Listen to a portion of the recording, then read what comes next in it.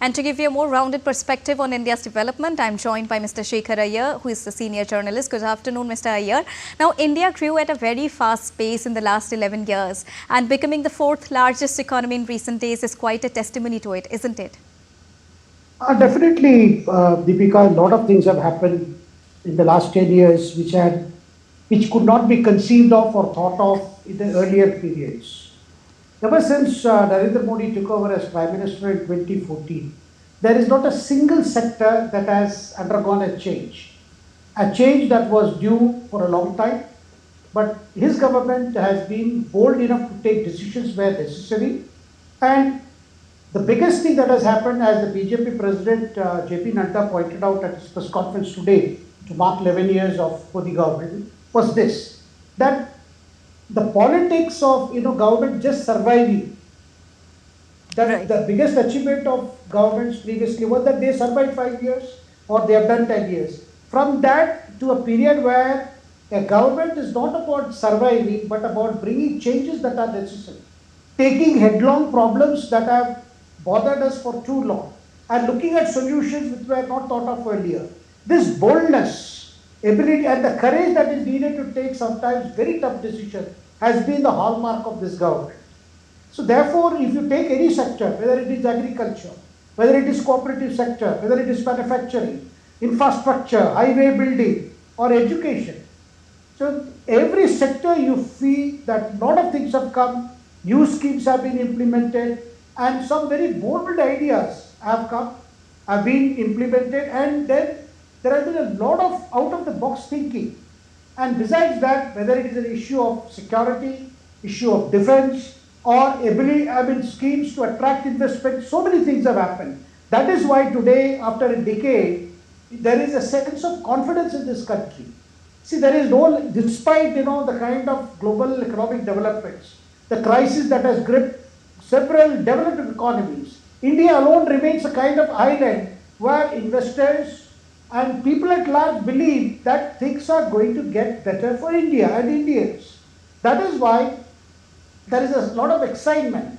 There is no sense of despair or what you can call the overall sentiment is one of hope. Right. That has been the biggest achievement of this government, to instill hope and confidence in the future. Right.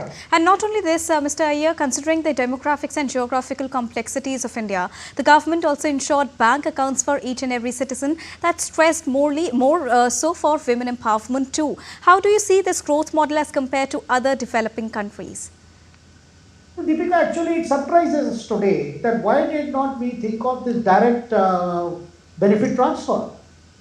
See, crores of rupees had been set aside to pull people out of poverty. And they were being given through a lot of subsidized schemes. Some of them were routed through state governments.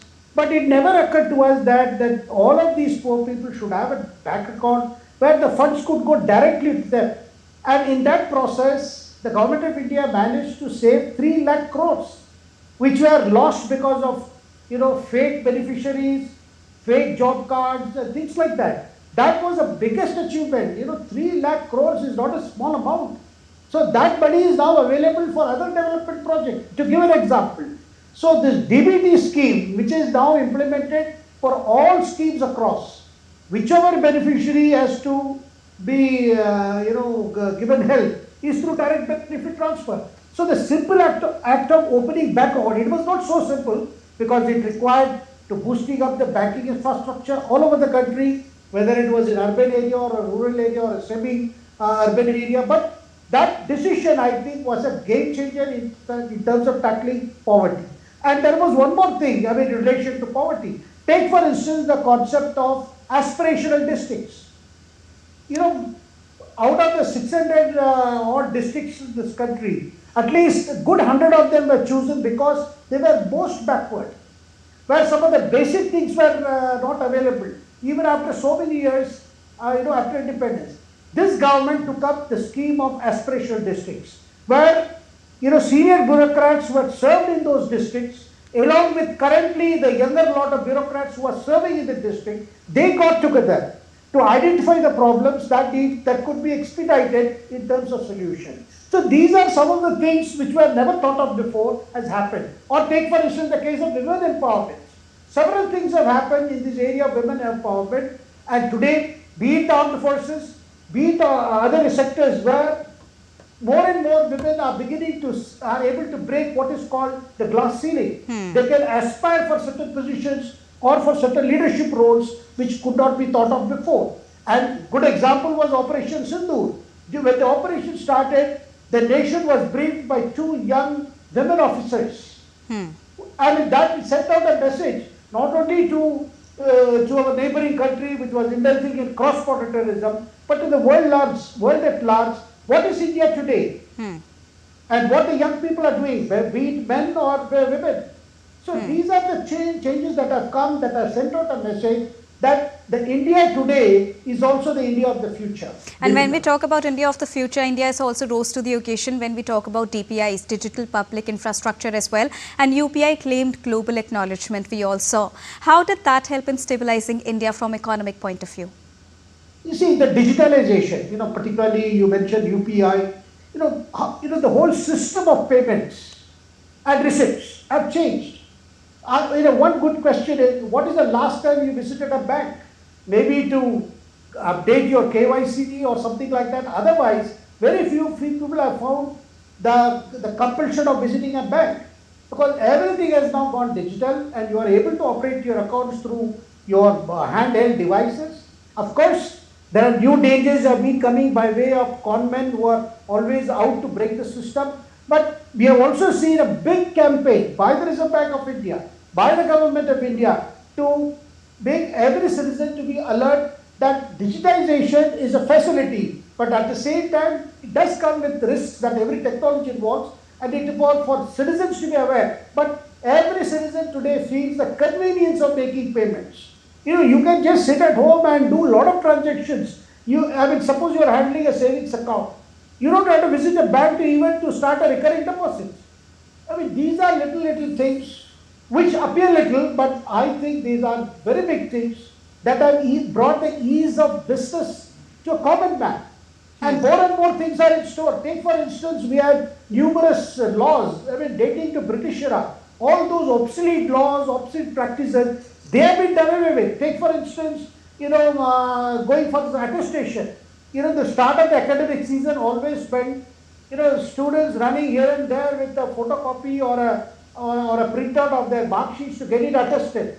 They have to run around looking for a gazetted officer. We have gone through that period. But ever since Modi government came, they entrusted that responsibility to the citizen herself, that they can attest their own thing and they will be responsible for the documents they furnish.